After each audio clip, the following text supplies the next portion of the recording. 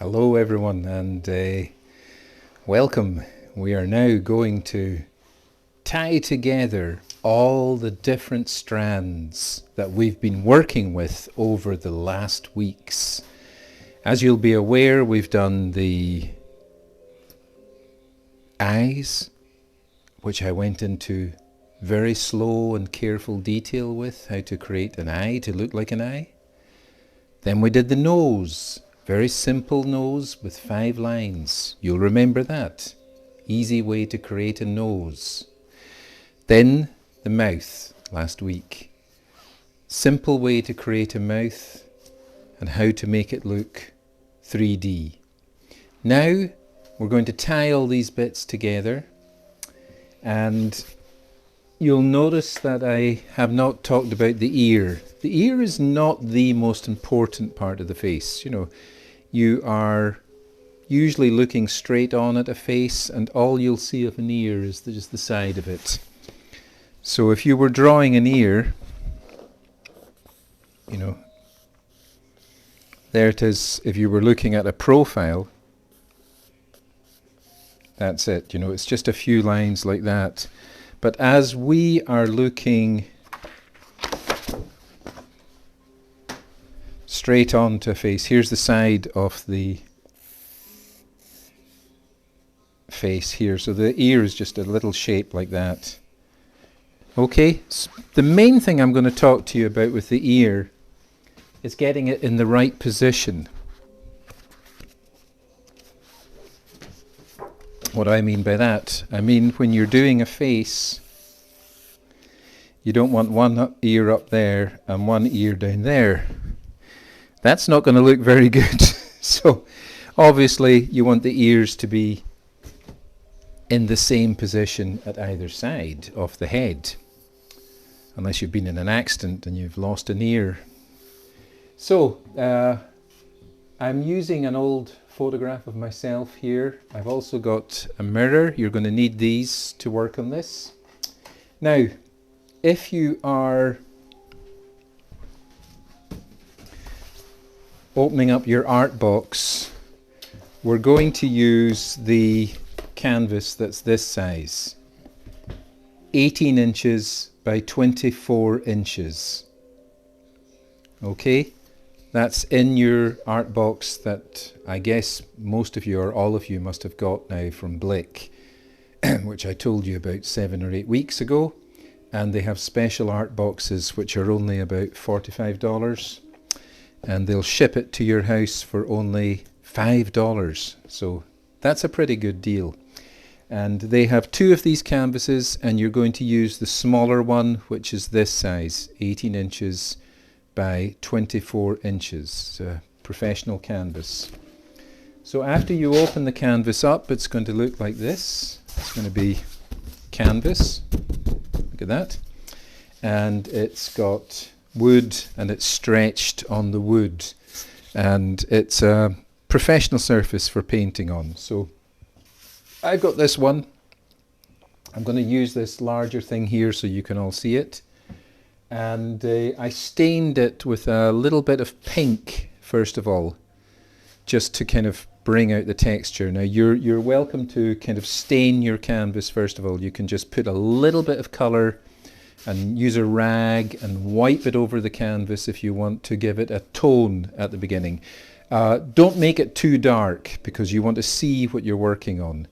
If you make it too dark, you won't see any of the lines that you're going to do. So I've done it as a very light pink here. And let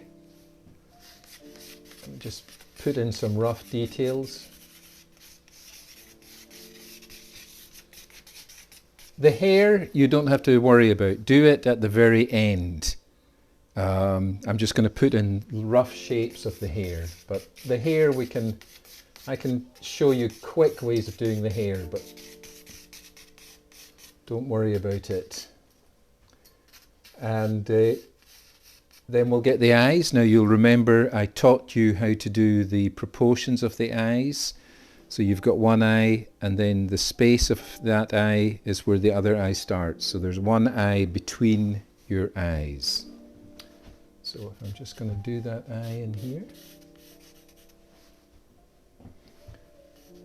Problem is I'm doing this by myself, so I'm wanting to make sure that you can see what I'm doing and also, yeah, get it. So I'm going to do those eyes quickly. Now this is your self-portrait you're going to work on, and you're welcome to, I think you can start on the canvas, or if you don't have the confidence you can start it on the paper, but we're going to be working on this canvas within now, you know, we're going to start it. So you can go on to the canvas and sketch it.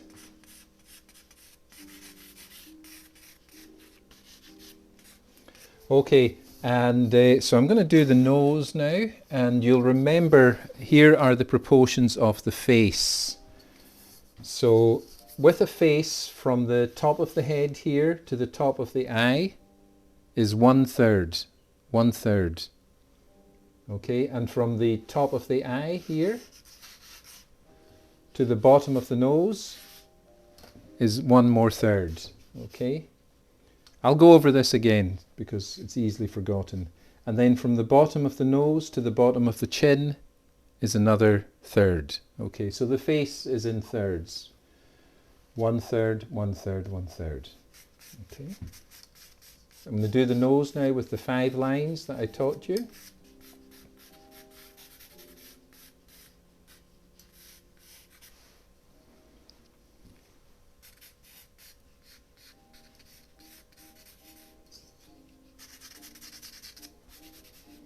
Now some of you are watching, you know, I said we'll talk about shading a bit, and I'm going to do a bit just now. You can see that I'm just taking my finger to do the shading, and you're welcome to do that as well. That's probably, you know, a nice way of doing it so that you can get a nice flow of the shading. So you can see I'm doing it here. And I'm not going in too heavy at the beginning. Then I'm going to do the lips down here. Now you'll remember from last week how we do the lips. The top lip is darker a bit than the bottom lip, and you can see it on the photograph. It looks that way.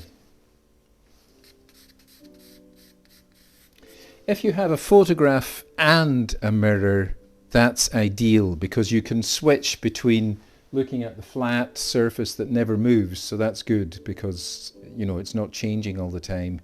And then you can look at the mirror and see how the light is affecting it and the different feelings as it changes. So having a flat photograph and a mirror, I find, is ideal when you're doing paintings. You've got the easy, constant reference material, and then you've got the mirror to keep checking up on what's happening with the reality, because our faces always look different second by second. So I'm going to do the lips here.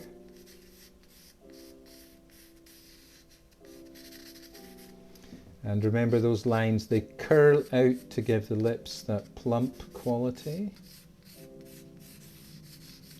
A shadow underneath the lip.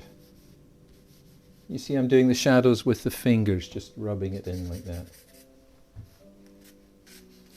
And then coming from the edge of the nose round here are like the cheek lines.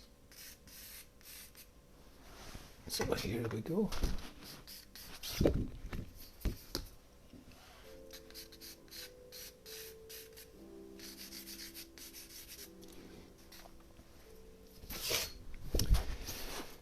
Right, and to get the ears the correct position, take a line from the top of the eyes, like that. That's from the top of the eyes, and then take a line from the bottom of the nose, like that. Okay, so that's that third of the face, and the ear is going to go between those lines. So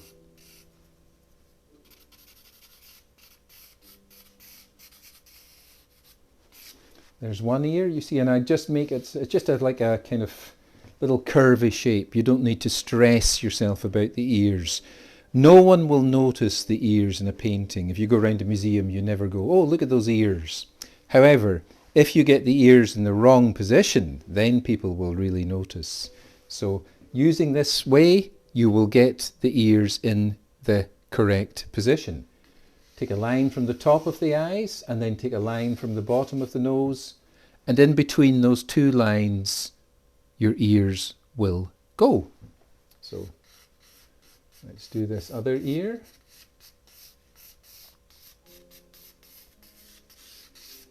There's the side of the face. Now everyone's got different, some people have got very thin faces, some people have got very fat faces.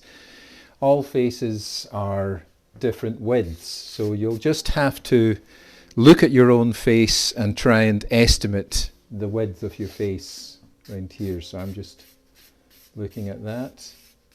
The chin, again, so many different chins, thin, sharp chins, big square chins. There's a lot of chins.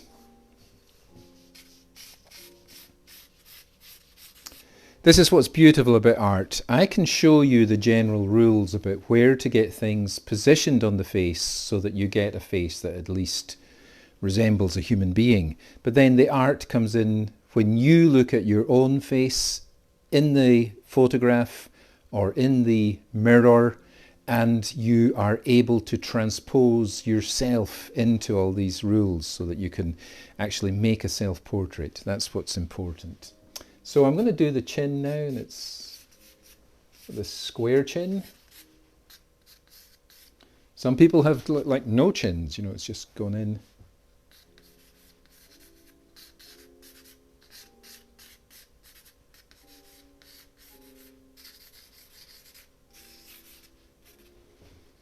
Now, to get the neck, I take a line down from the outside of the eye. Can you see that?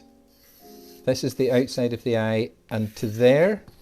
And then from the outside of this eye, I take another line. And you see that's where the neck is. Okay, so I'll just go over that again. Take a line from the outside of the eye. Da, da, da. Take another line from the outside of the eye. Da, da, da. And that's more or less where most people's necks will go. Of course, once again, I repeat, there are lots of different types of necks. There are thin necks. There are necks that are, you've seen them on the subway, huge necks. You know, there's all different sizes of necks. These are rough ideas about where most human features are positioned, but you have to look at your own self because everyone's slightly different. So the neck is here, and I'm going to do the shoulders on here.